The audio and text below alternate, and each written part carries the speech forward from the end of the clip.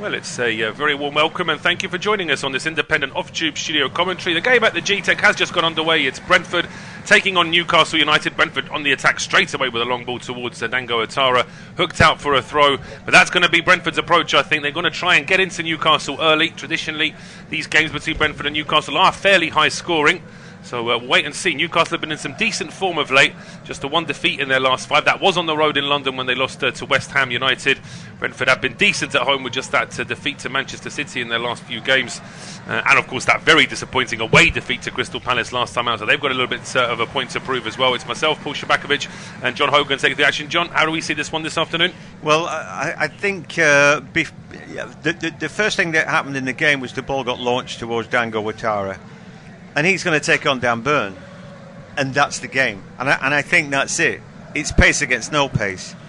Now, I think Dan Burn's an awesome player, and he's got a lot more to him than just somebody running around him. But he will run around him, and so that's it. There's no Livramento. You know, they're struggling at the back.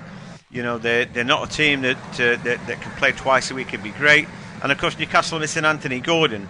That being said, and I think you made the point before kick-off that Harvey Barnes comes in. Who is a more than able sort of candidate to take his place. So, interesting. I like Voltamada, I like the midfield three, but I think Brentford have surprised a lot of people this season. You know, Ouattara's done really well. You know, Damsgaard continues, and for me the great big surprise is Igor Thiago. And I told you this, that before he joined Brentford, I did a little bit of scouting because I was able to watch him, and I thought he was terrible. So I'm really surprised that he's come good this season and delighted for him. I actually remember that conversation. You were saying to me that I think you were covering a game involving his former Belgian side in Europa League, and you said, goodness me, I don't know why Brentford have bothered to sign this guy. He looks like he can't trap a bag of cement, I think was the expression. But he was terrible. But in fairness, he had a nightmare start at Brentford. He arrived at Brentford off the back of an injury, got injured in the first pre-season game that he had, and he missed pretty much all of last season barring 2 or 3 substitute appearances. So for him to come into the side and actually get the goals that he has been getting has been very well. It's been needed, of course, with both Mbeumo and Wissa leaving in the summer. And speaking of Wissa, of course, his new club, Newcastle United, we've allowed ourselves a little bit of a conversation there because we've got a break in play here now. It was Dango Ouattara just trying to switch the ball over from right to left. As he's doing it, it's been blocked by Joe Linton, and he's gone with his foot over the ball. I don't think it's a foul, but Joe Linton certainly felt that. Yeah, he got the ball first, and then in his follow-through caught the player. Yeah, it's going to hurt that. But Joe Linton's a big lad. He's had his problems with him just because he's so wholehearted. He just dives in, doesn't he? But anyway, he's all right. I think... you look on paper, I think I see 2 very talented teams who are going to give it a good go here. Absolutely, yeah. You made the point about Harvey Barnes. I was from Brentford's point of view, they may be a little bit concerned because Barnes does have 3 goals and 2 assists in 6 appearances. So almost every time he plays against Brentford, he either scores or he assists, and that's something that Brentford will need to be mindful of. But they're trying to push out in now with Igor Thiago being pushed to the ground, but he's able to head that over to Sharda. The referee, Stuart Atwell, plays the advantage, and Sharda then finds Dango Ouattara on the right-hand side. There's an overlap from Coyote. Ouattara just stumbles on the ball a little bit, slows the move down, but he goes back to Henderson. It's no longer a counter-attack for Brentford. They've now gone all the way back towards the halfway line here with Sepp Vandenberg. There's an overlap there from Hickey, but he chooses just to roll it short here towards Kevin Sharda.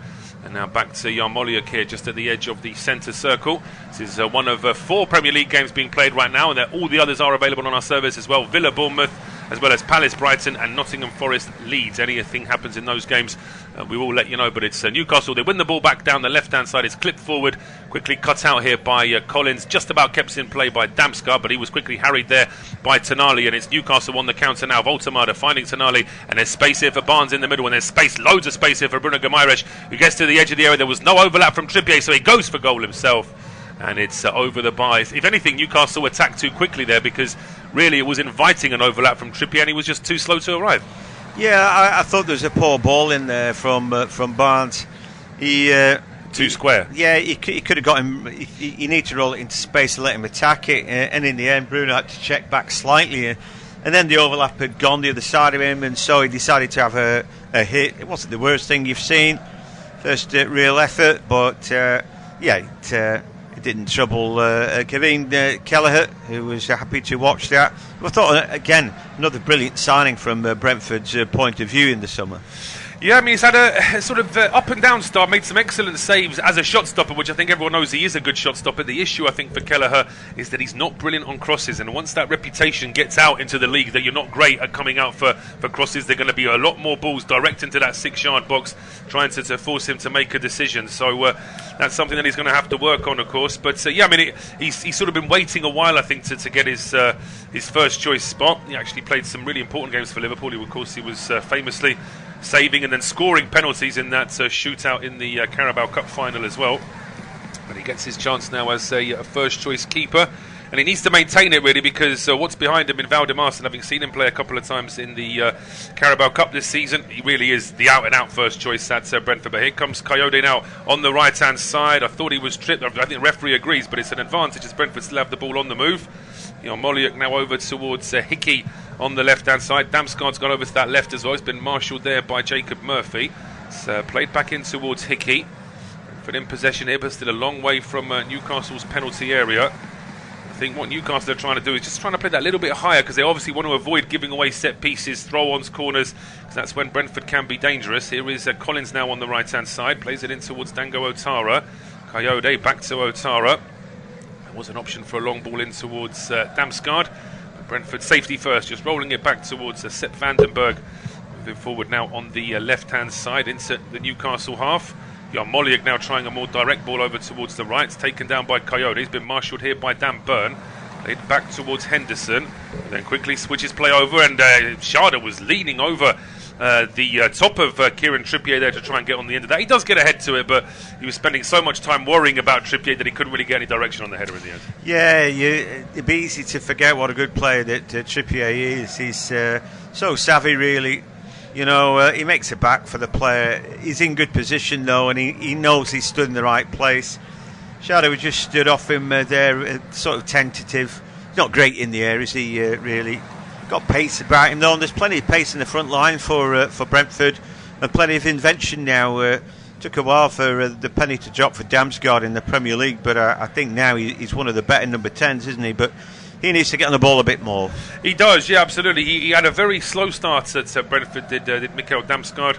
It's almost as if Thomas Frank didn't trust him initially, and he was off the bench, never really did too much in his first season, but was given a bit more of a licence from the start of last season, and that certainly paid off, and he certainly feels a lot more like the player that we remember from those sort of pan-European Euros that we remember just towards the end of the COVID era. It's now back with Hickey playing it back towards his goalkeeper Kelleher. He's been closed down by Voltemade, but Kelleher rushed into his clearance. So he does get it up to the halfway line, but it wasn't a particularly good clearance there from the goalkeeper. Trippier then cuts the ball out before it gets through towards Igor Thiago.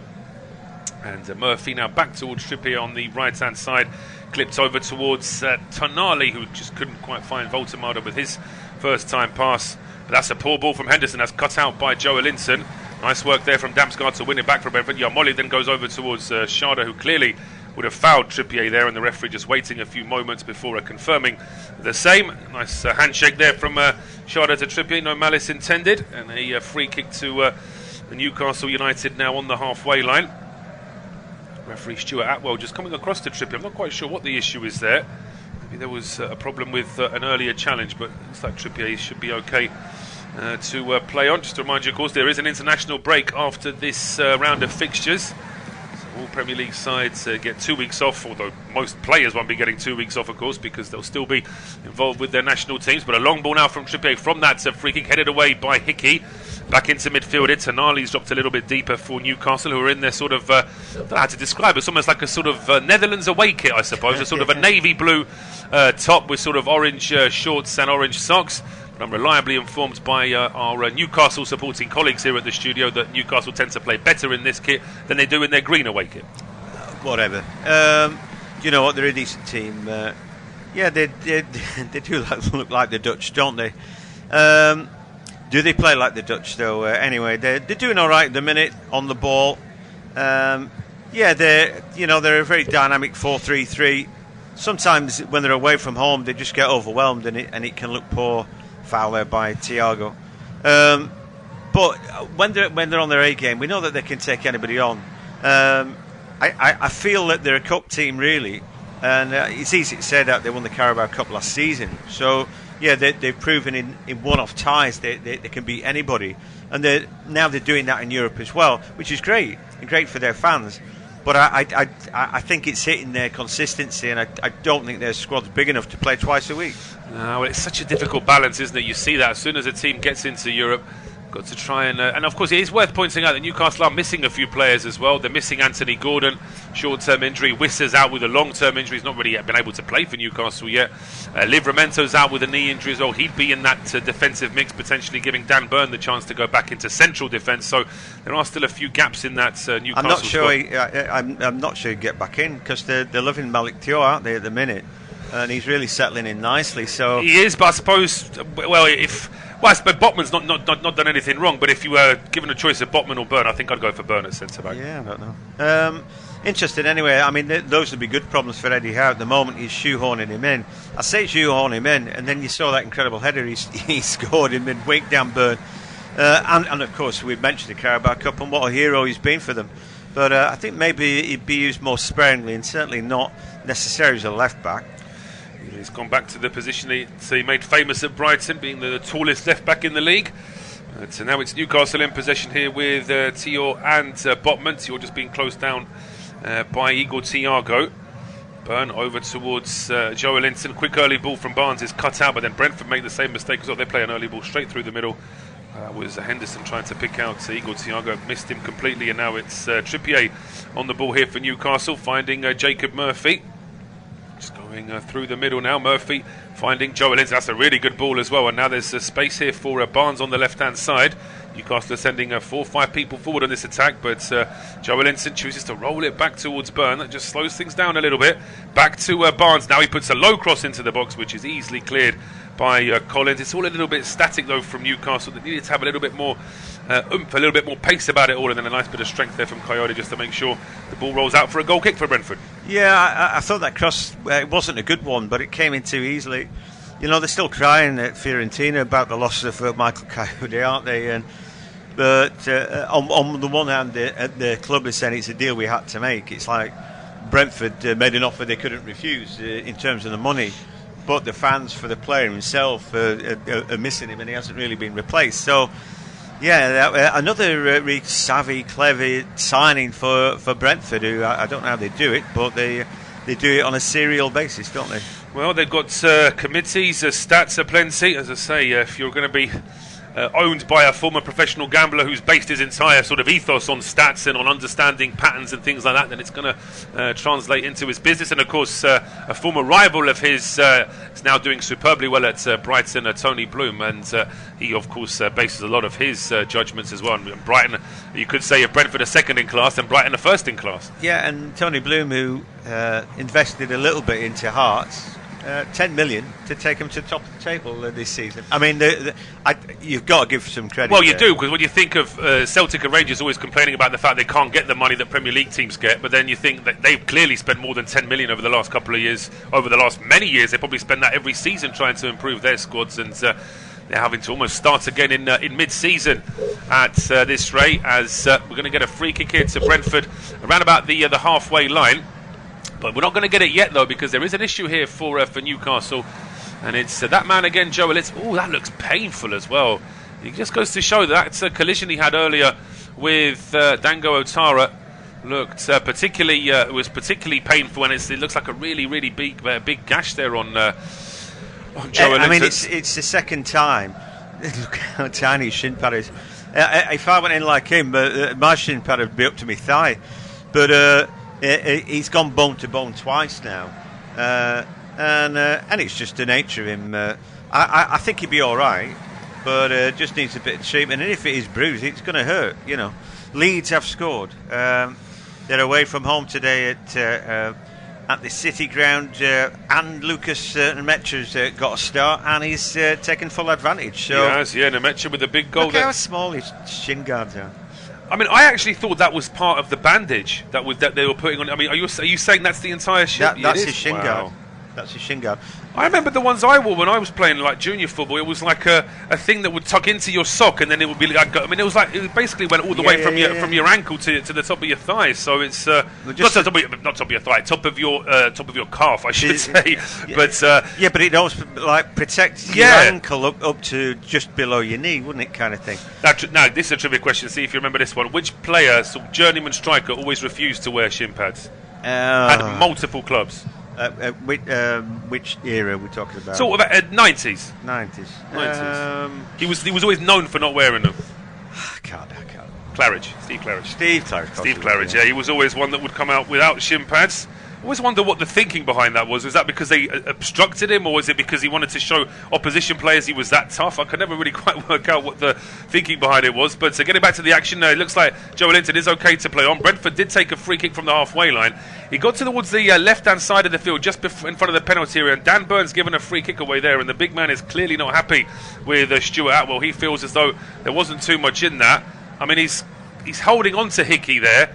Hickey, I suppose, was pushing him off as well, but is Byrne doing more wrong there than Hickey? Yeah, he's got hold of his shirt for over a second, and I think it's fair enough there.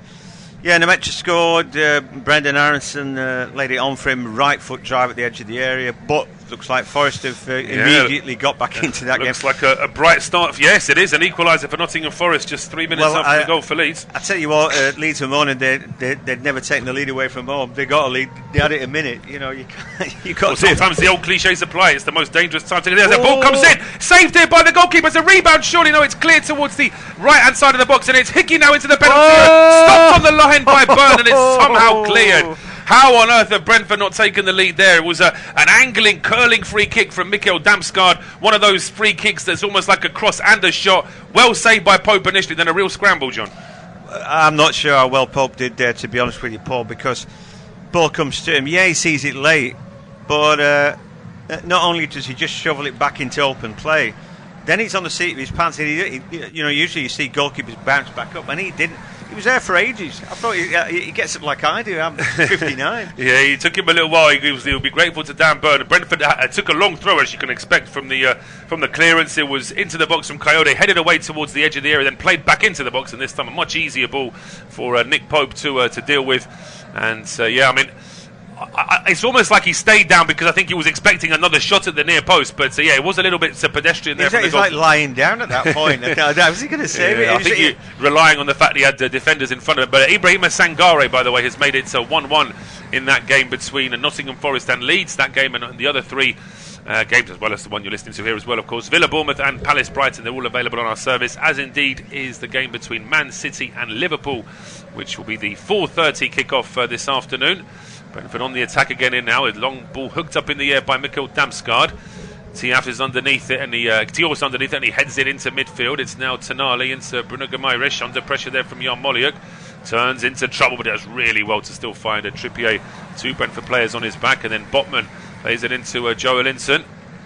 Seems to have half a boots cabinet on his right foot now. Hopefully he's able to play on from here on in, as Tonali plays a quick ball out to the right hand side, assuming that Murphy was there. Murphy was at least 5 yards ahead of it, so it's out for a throw to Brentford on the left hand side. 18 minutes in, John, are the home side going to be the happier? It's not been brilliant from either team so far, really, has it? Not really. I think they're sort of fighting for the right to play out there a little bit. It's an arm wrestle, and you expect that.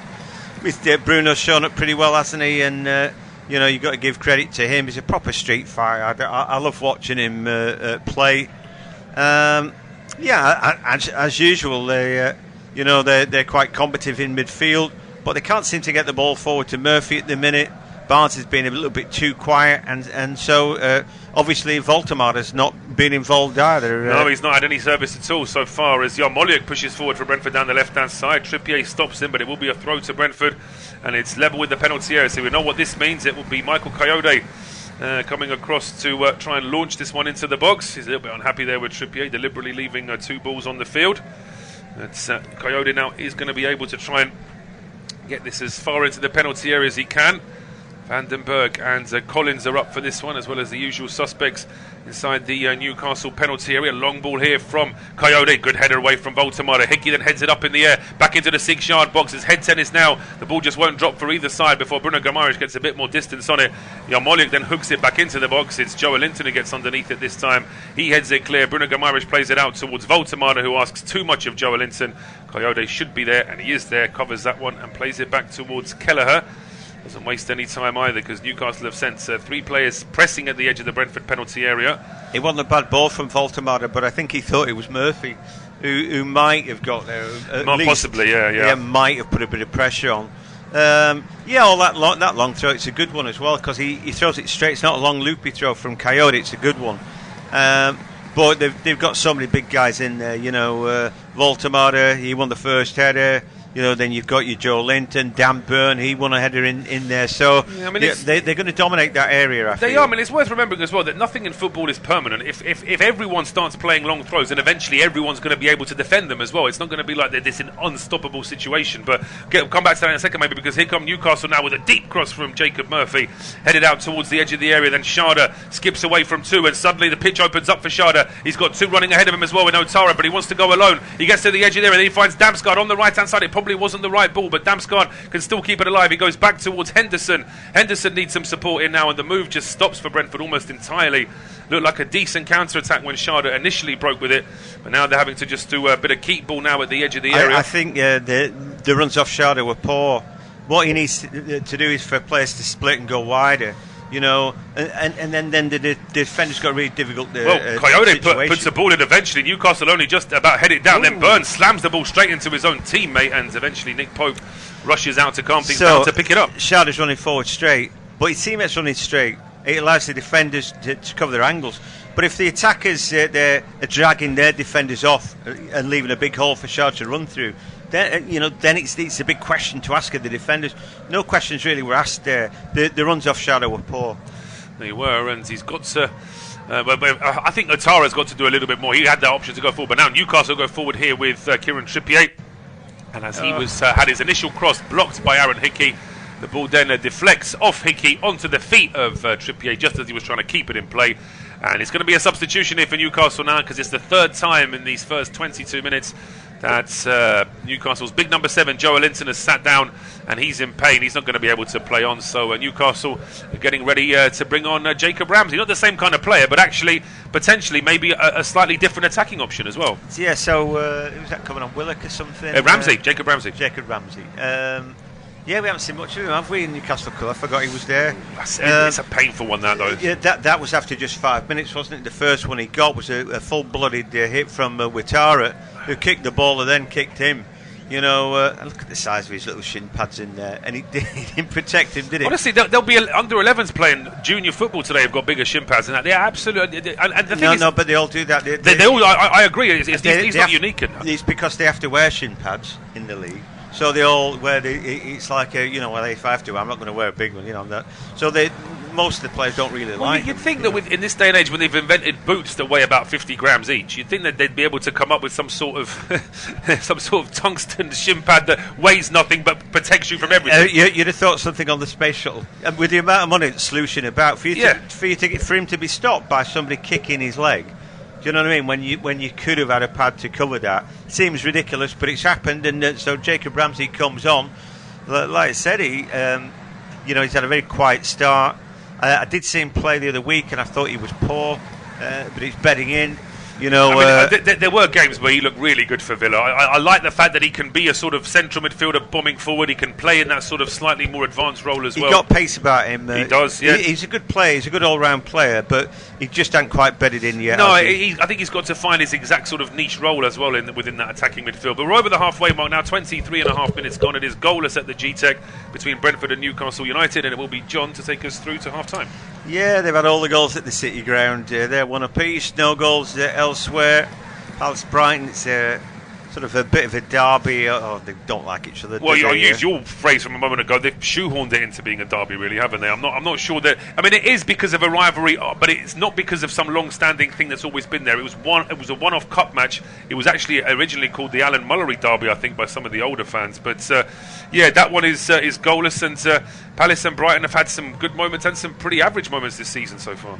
Yeah, well, they're trying to wriggle through there with Barnes. He's scarcely had a kick today. Voltamada tries to close down. Coyote can't manage it. The ball breaks to Thiago, scrapes it back. It wasn't a great ball, but he did well. Then he flicks it over his shoulder. Byrne comes to win the next one, and he wins the headers. And then Ramsey gets his first touch, not bad. Ball pinging about. Voltamada can't bring it in. It comes off his foot. Ball bouncing and bobbling about like crazy, but nobody could get there. They all have to have a laugh at that. It wasn't the best passenger player you're going to see. No, it wasn't. But it is sometimes amusing when players can just can see what it would look like to everybody else and just have a bit of a laugh about it. But after 25 minutes, I think both managers would have a bit to say. I think Keith Andrews would probably say his side have had more intent to go forward, but Newcastle on the couple of occasions, as we see there, Kelleher just dawdling on the ball and almost losing it to Murphy. Murphy came out of nowhere there. The camera just lingering. It had Kelleher, fully in each shot, and then the next thing you see Murphy just try and tickle the ball off him. Coyote now is running, but he's going to get robbed. Oh, Ramsey's so close to tickling it away. Again, a long ball, and again it's aimed at Dango Ouattara. The header back is not a good one, and it allows Damsgaard on the ball. Ball back on the inside there from Henderson. Dango Ouattara, decent looking ball, and it should have been left. There needed to be a shout there for Malik Tioy. Didn't get it, and so he under pressure has put the ball out for a corner. He has put it out for a corner. It's good work here from Henderson going back towards Dango Ouattara, and his ball into the box. It was always going to be quite hard, I think, for Igor Thiago to get on the end of it, but there was too much of a gap between Tio and the goalkeeper, so in the end he does well just to slide it out for a corner. Yeah, Pope, I had to give him a shout there. He didn't. They should have read that ball was going out. There's no way the striker could have got there, but anyway, now they've got a corner kick. I mean, I think as well, as confident as they will feel they can deal with any aerial threat, you don't really want to concede corners, do you? We're going to see Ouattara put a ball in, left-footed. It's not been cleared away necessarily. It was a good effort from Van den Berg at the near post, trying to get on it. And in the end, it dropped to the ground. You don't want the ball bouncing in the box, but no, I think it was a bit unfortunate from Brentford's point of view that Van den Berg jumped for the first one. It then bounces, as you say, and there was no Brentford player for the second ball. There was that moment of a second of hesitation from Newcastle before they eventually cleared their lines. The ball, though, given away now by Brentford. Dan Burn, ball into the middle. A good ball by Harvey Barnes, and now on the attack's a poor ball from Bruno behind Murphy. What can he do? Puts a cross into the box, looking for Voltamada, lays it back. Barnes now an opportunity, gets the ball out of his feet. He spins, it turns to the left foot drive. Oh, it's a brilliant shot. It's right through the legs of Kevin Kelleher, and that gives Newcastle the lead. Wow, Barnes there, absolutely brilliant in the box. 1 foot onto the other, buying himself some time, and then he found the finish. Well, he found the finish. I was midway through that move of his. I was going to criticise him, saying, why on earth is he not shooting with his left foot when he had the chance to? But in the end, he turns, he goes for it, and it doesn't make any difference anyway. I mean, it all starts off here with Dan Burn on the halfway line. He finds Barnes, lovely little nutmeg pass to get the ball into Bruno. You make the point that he goes behind Jacob Murphy initially, but he's still got more than enough time. The cross from Voltamada, and there's nobody watching Barnes there, really. And what I like about it is he chose not to shoot with his left foot. Dummies onto his right, where all the Brentford players are thinking, well, he's got to shoot with his right now. Then he dummies onto his left again and just fires a powerful low drive through the legs of Kelleher. It's a fabulous goal from Harvey Barnes. Makes me feel very old because I remember years ago actually seeing a game where his dad was playing, but a superb strike there from Barnes, and the trend continues. It's now 3 goals and 3 assists in 6 games against Brentford. Yeah, Brentford enough players back there. There was Collins on the line, Van den Berg close. He'd sent 2 the wrong way. Yarmolyuk was one of those, but his first goal this season, and it's against Brentford. He did see him score in European football. Yes, he scored, absolutely. Yeah, he came off the bench and was playing on the right-hand side. He did a good job in another brilliant victory for him. But so I think he's been in okay form, He has been in okay form in exactly the same moment that 28 minutes gone in our game, Newcastle took the lead, and 28 minutes gone at Villa Park, and Villa are in front against Bournemouth with Emiliano Buendia with the goal. But here come Newcastle again. Yeah, and this time... the overlap is there. There's a good, decent cutback it looked from Dan Burn, but nobody could get on the end of it. And then the ball just hammered out, and Brentford have lost their composure just for the time being. 29 minutes gone. It is Brentford at 0. Newcastle United at 1. Keith Andrews looking on. I think they were playing all right. I've got to give credit to Nick Voltemade. He's hardly seen any of the ball. I really like him. It was a clever little flick. I mean, he's got a lot to do after Barnes, but he kept the ball alive there under massive pressure, and that allowed Barnes a little bit of time to, do his slalom to get his shot away. Henderson then, the ball too heavy for Damsgaard, and again with Ramsey middle of the park, that bit of pace he's got. Just to hear him meet when he gets on the ball sometimes, and it just buys him an extra second then to keep hold of the ball. Tonali on it now, just around the halfway line, at his feet, long ball forward. Here's a chance, Murphy behind Voltemade. Coyote comes out and deals with that, but he can only find Bruno just the edge of the area. Then Newcastle gaining confidence here. Tonali finds Voltemade, gets the ball caught in his feet, but he still has the presence of mind to keep hold of it. And again, Newcastle quite direct to them. The ball goes to Barnes again. Dabs across in, looking for Voltemade running in, but this time Sepp van den Berg got the inside track. Now the little give and go. Now he's Dango Ouattara, and he's running, and he's going to take a ball into the box. He's looking for the perfect ball in. He can't find it though. I thought he had a little bit longer than he clearly outpaced the cover there in Sven Botman, and I thought he should have done better with Ouattara. Well, he starts to move off himself deep in his own half, gets the ball back from Damsgaard, and as he's moving towards the penalty area, I agree with you. I think he actually had more time to take another touch and really sort of open up that penalty area a little bit more. As it was, he plays an early ball and just knocks it out for a corner, which isn't the worst for Brentford, but he could have done more with the move whilst it was still in play. I think I've got to give credit to Malik Thiaw there, because he came across to close him down. Oftentimes when you see one centre-back chasing with an attacker, the other one just keeps drifting back and back, but he sort of came to challenge and forced him to make a decision earlier than he would like to. Anyway, Ouattara with the corner kick, it's a poor one, headed away at the near post. He's got to do better than that. Well, it's gone out for a throw to Brentford, which in many ways they might actually prefer to a Dango Ouattara corner kick anyway. Yeah, maybe. Anyway, Coyote doesn't have to go too far to pick the ball up to throw it in. He's got a towel. Is he allowed to use the towel? I think so. If they allow multi-ball, then they allow him to use the towel. I think it's a case of both teams. If both teams agree, then it's not a problem. So that's the rule in the Premier League. Here comes a throw from Coyote. Coyote then with a long throw. Oh, it's a terrible punch by Pope. Goes behind him. Shot comes in from Hickey, and it's cleared away. Comes off Dan Burn in the end. Wowee. Well, I tell you what, he's having a funny old game, is Nick Pope. He is. I mean, like that ball, I mean, admittedly, it's not dropping into his arms to make it an easy catch, but I mean, it's not the most confident one-handed punching attempt anyway. He sort of comes out, it's my ball, and then he's barely even got a touch to it. It didn't look that confident at all from Nick Pope. That might be something that Brentford want to try and capitalise on. Yeah, he's had a poor start to the game, I think, and there, well, clearly, it's one of those grey days with a greasy ball. You've got to be careful. As the corner kick comes in, it's going to be volleyed clear by Bruno Guimaraes after they again won the first header. The little chase after the ball, brilliant defended by Coyote. Then he tries a Marseille turn in the middle of the park. He gets upended by Voltemade. A great play by Coyote, and he's won a free kick. He has won a free kick, and Brentford need this little spell of pressure here now on Newcastle, because after that goal, it just seemed like Brentford were a little bit disjointed in the first minute or two. They need to try and get back on track, because they were actually looking the more likely to score in this game before that strike from Harvey Barnes. Yeah, so well, they're going to launch a long ball now, it looks like. I think that they're going to carry on doing what they do. Brentford clearly fancy themselves at their own set pieces as the ball goes long. Again, I'm not sure who won the first header. Tonali wins the second one. The shot comes in from He's just promoting the ball forward, really, from a few yards back, and then Murphy's brought down. Apparently, yeah, I'm not too sure about this one. I can see the referee why he's given it. The issue is that a couple of Newcastle players are unhappy that Mikkel Damsgaard's boot is raised. Brentford are unhappy that he's actually got every right to go for the ball and he's just caught the man. So I'm not entirely sure what the issue was there. As we can see, Daniel Ricciardo, former F1 driver, is at the Gtech this afternoon. Yeah, the nicest guy in racing, apparently. He's always a big smile on his face. Yeah, he seems like a lovely fella. Down to earth Aussie, isn't he? And I don't know if he's a fan of Brentford or Newcastle, but anyhow.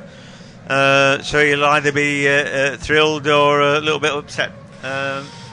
Anyway. Well, as a former Red Bull, Red Bull are based in Oxfordshire, aren't they? I can't imagine him being an Oxford United fan, but he's here at the Gtech this afternoon, and so far, I think it's been a good afternoon for Newcastle because they've actually been under pressure. That barring that great goal from Harvey Barnes and a couple of other moves, it's actually been a very quiet game for Newcastle going forward. As we now get replay, quick highlights of the goal at Villa Park. It's a fabulous free kick from Brentford. Just a little ping over the wall from the edge of the D right into the top corner. Yeah, he's reminded everybody this season he's a class act. Emi Buendia. Anyway, it's going to be a throw for Newcastle, which Big Dan Burn will take. So it is Brentford 0, Newcastle 1, 35 minutes on the clock. It's been a decent game, really. A bit of an arm wrestle at times, a bit of head tennis as well. Both teams fancy themselves in an aerial duel. I think Newcastle are winning that aerial duel at the minute, but when the goal came in, it was good close ground skills from Harvey Barnes that won the day. A little flick from Voltemade. Off a decent break. When they do break forward, Newcastle, they always have numbers forward. It's a system that they employ, that 4-3-3. It always allows them a sort of puncher's chance, if you like. For Brentford, I would have assumed that they were going to have to get after Dan Burn today, but they haven't really been able to do that. Anyway, the ball through the middle, Voltemade brings it in. Good close skills, but great work in behind him. Yarmouk just takes it off him. Newcastle win it back though now with Tonali able to look up again. His ball goes to Burn. Plays first time ball. That's picked off by Coyote. He's having a good game. He runs across the field now and he straightens up on Tonali, keeps him honest. The ball goes to Shard, left hand side. Coyote keeps on going.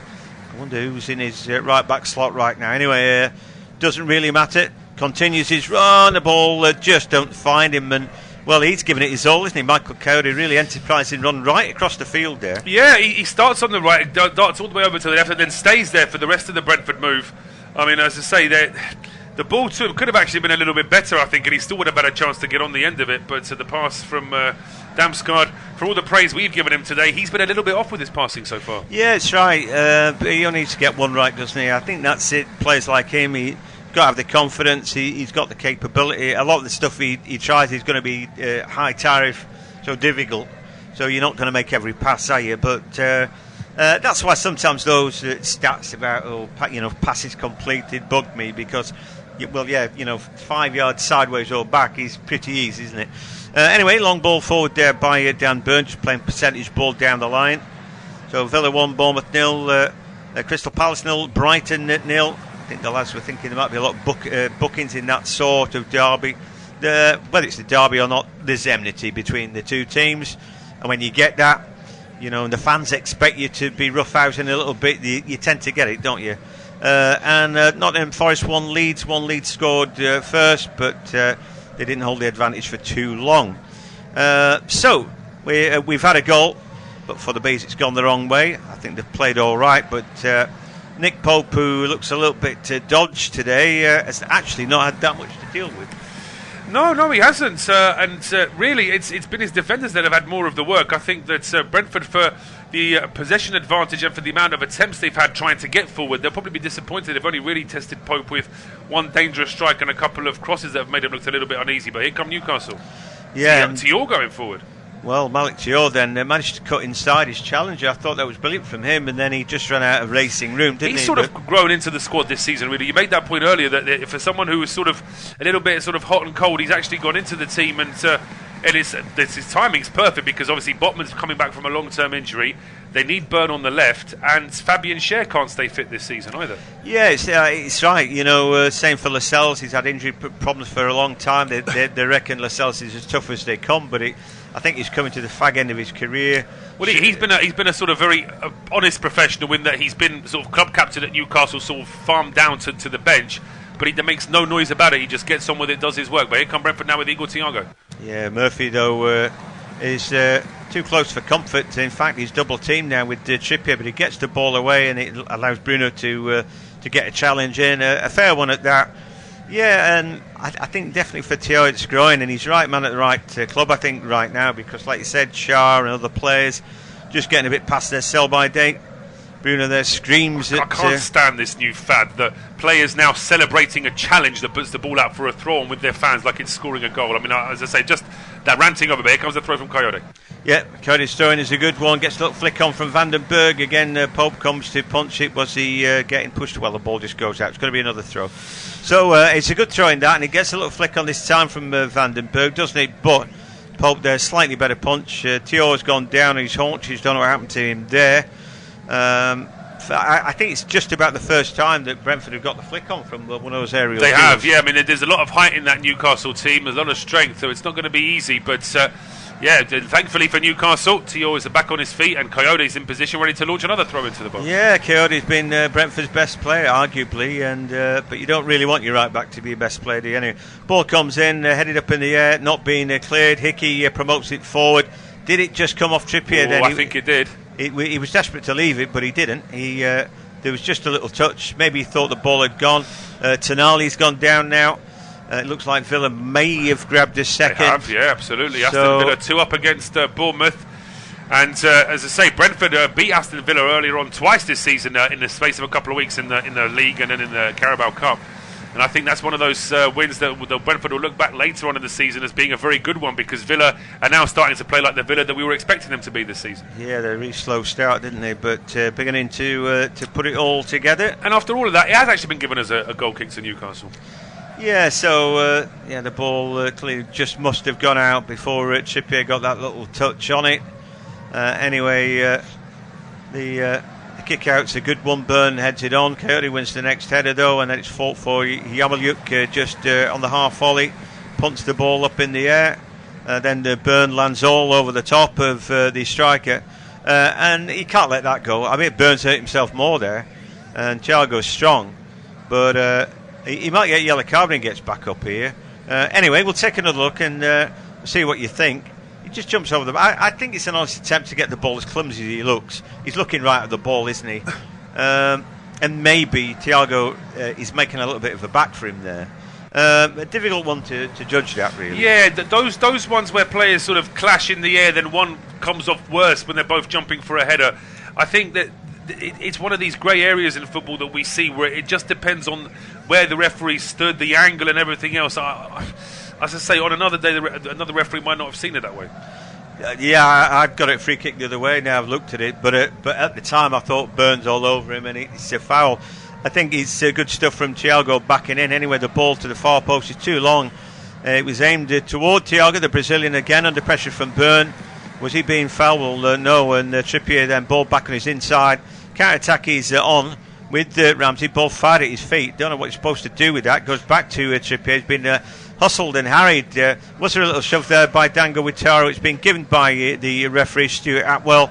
Again, not entirely certain. I think he gets bailed out there to some degree, and Witaro just smiles at him. Yeah, you've done me. It's like a professional sort of acknowledgement. Witaro is saying, like, yeah, if I was in your position, I'd probably try and draw a free kick from that sort of situation. So yeah, I mean, players know, of course they do. They know that a touch on the shoulder is not enough to send them flying to the ground, but in a defending situation, that's precisely what they need to do. Since Newcastle have scored, they've not had any efforts on target, and they've not had a touch in Brentford's box. Meanwhile, the Bees have had 3 efforts, 2 of which have been on target, and there have been 7 touches in the box, but it's still Newcastle who lead.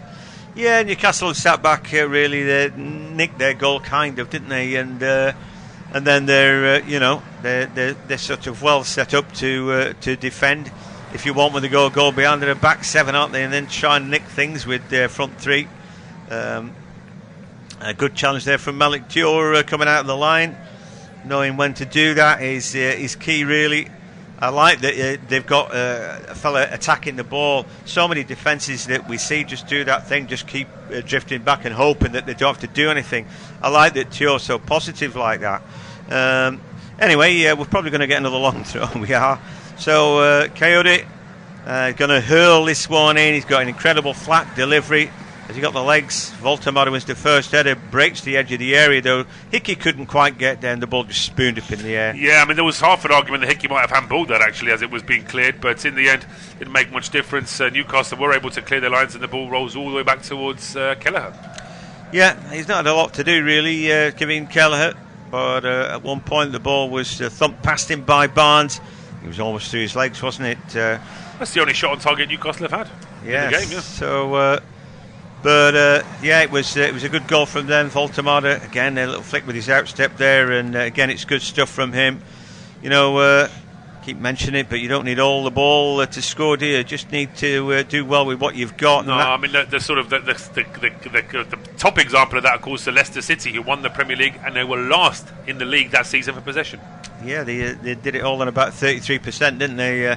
Anyway, they're trying to make ground down the right-hand side, but Bruno has done pretty well there. I think is that a throw parallel with the edge of the area or a corner? But I think it's a Trippier's across. I think it is going to be a throw on here to Newcastle. But Trippier has got a long throw, but doesn't look like he's taking much of a wind up for this one. Yeah, no, you know, but there's nobody near him, so he's going to be a long one. Anyway, how long's he got? They're stood at the near post. He goes short. Typically, they were all done by that. There was nobody short, and now there are. Bruno back on the ball, back to Trippier.